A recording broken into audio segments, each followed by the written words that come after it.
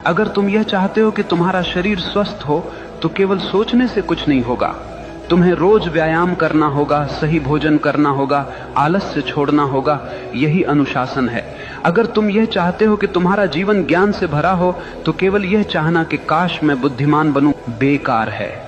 तुम्हें किताबें पढ़नी होंगी, ध्यान करना होगा, अपने भीतर प्रश्नों को गहराई से देखना होगा। यही अनुशासन है। याद रखना, चाहत बीज है और अनुशासन उसका पानी।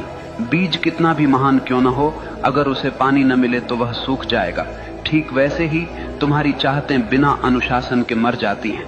आज दुनिया में लाखों लोग सपने देखते हैं, लेकिन केवल वही लोग सफल होते हैं जिनके पास अनुशासन है, क्योंकि सपनों को हकीकत तक पहुंचाने का काम केवल अनुशासन ही करता है। और अनुशासन कोई कैद नहीं है, अनुशासन तो आजादी है। आजादी इस बात की कि तुम अपने ही आलस्य, अपनी ही कमजोरियों और अपने ही डर से मुक्त हो जाओ। देखो, एक नदी जब तक बह रही है वह जीवन देती है, लेकिन वही नदी अगर बिखर जाए, फैल जाए तो केवल कीचड़ बन जाती है। अनुशासन नदी के किनारों जैसा है जो तुम्हारी ऊर्जा को दिशा देता है, गहराई देता है और तुम्हें तुम्हारे मंजिल तक ले जाता है। इसलिए अगर तुम सच में वही बनना चाहते हो जो तुम चाहते हो तो केवल चाहने से कुछ नहीं होगा। तुम्हें अपने जीवन में अनुशासन की आग जलानी होगी। हर दिन, हर क्षण अपने लक्ष्य के लिए समर्पित होना होगा।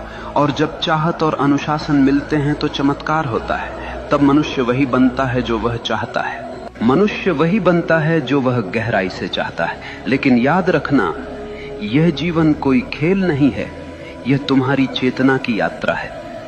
अगर तुम अपने भीतर नीच विचार रखोगे तो तुम जीवन को नरक बना लोगे, और अगर तुम अपने भीतर ऊंचे विचार, गहरी चाहत और अनुशासन रखोगे तो यही जीवन तुम्हें स्वर्ग बना देगा। सवाल ये नहीं है कि दुनिया तुम्हारे खिलाफ है या साथ में है, सवाल यह है कि तुम अपने साथ हो या नहीं।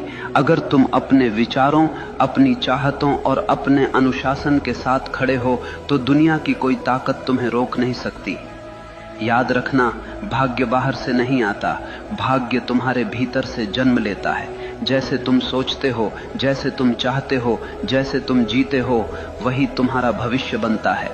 तो उठो, अपने डर को छोड़ो, अपने संदेह को जलाओ, अपनी चाहत को इतना गहरा बना लो कि वह तुम्हारी हर सांस में समा जाए, और फिर देखना पूरा ब्रह्मांड तुम्हारे रास्ते को साफ करने लगेगा।